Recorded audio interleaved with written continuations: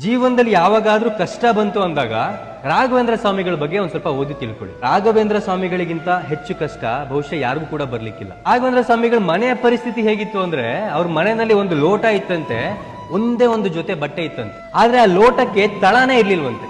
ತಳನೇ ಇಲ್ಲ ಅಂದ್ಮೇಲೆ ಆ ಲೋಟನ ಹೇಗೆ ಉಪಯೋಗ ಮಾಡ್ತೀರಾ ನೀವು? ಆ ಲೋಟದ ಕೆಳಗಡೆ ಹೀಗೆ ಕೈನ ಇಟ್ಕೊಂಡು ಆ ನೀರನ್ನ ತುಂಬಿಕೊಂಡು ಕುಡಿತಿದ್ರಂತೆ ರಾಘವೇಂದ್ರ ಸ್ವಾಮಿಗಳು. ಇಷ್ಟು ಬಡತನ, ಇಷ್ಟು ಕಷ್ಟ. ಅವರ ಮನೆಯಲ್ಲಿ ದೀಪಕ್ಕೆ ಎಣ್ಣೆ ಹಾಕುವಷ್ಟು ಕೂಡ ಅವ್ರ ಹತ್ರ ದುಡ್ಡಿರ್ಲಿಲ್ಲ. ಸೊ ರಾಘವೇಂದ್ರ ಸ್ವಾಮಿಗಳು ಏನ್ ಮಾಡ್ತಿದ್ರಂತೆ, ರಾತ್ರಿ ಹೊತ್ತು ಆ ದೀಪ ಇನ್ನೇನು ಆರ್ತಿದೆ ಅಂದಾಗ ಒಂದಷ್ಟು ಒಣಗಿರೋ ಎಲೆಗಳನ್ನ ತಂದು ಇಟ್ಕೊಂತಿದ್ರಂತೆ. ಸೊ ಅದರಿಂದ ಒಂದ್ ಎಲೆನ ಹಚ್ಕೊಳ್ಳೋದು, ಅಷ್ಟು ಶ್ಲೋಕಗಳನ್ನ ಹಿಂಗೆ ಇಟ್ಕೊಂಡು ಓದ್ಕೊಳ್ಳೋದು. ಅದಾದ್ಮೇಲೆ ಆ ಎಲೆ ಇನ್ನೇನು ಸುಟ್ಟೋಯ್ತು ಅನ್ನೋಷ್ಟರಲ್ಲಿ ಇನ್ನೊಂದು ಒಣಗಿರೋ ಎಲೆ ಎತ್ಕೊಳ್ಳೋದು, ಅದಕ್ಕೆ ಬೆಂಕಿ ಹಚ್ಕೊಳ್ಳೋದು, ಆ ದೀಪದಲ್ಲಿ ಒಂದಷ್ಟು ಹೊತ್ತು ಓದೋದು. ಹೀಗೆ ಮಾಡ್ತಾ ಮಾಡ್ತಾ ರಾತ್ರಿ ಇಡೀ ಓದ್ತಿದ್ರಂತೆ. ಇಷ್ಟೆಲ್ಲ ಕಷ್ಟಗಳು ಬಂದಾಗ ರಾಘವೇಂದ್ರ ಸ್ವಾಮಿಗಳು ನಮಗೆ ಯಾಕೆ ಇಷ್ಟು ಕಷ್ಟ ಬರ್ತಿದೆ ಅಂತ ಅವ್ರು ಯಾವಾಗ್ಲೂ ಯೋಚನೆ ಮಾಡೋದಿಲ್ಲ. ಎಲ್ಲವನ್ನು ಕೂಡ ನಗ್ನಗ್ತಾ ಎದುರಿಸ್ತಾರೆ. ಇವತ್ತು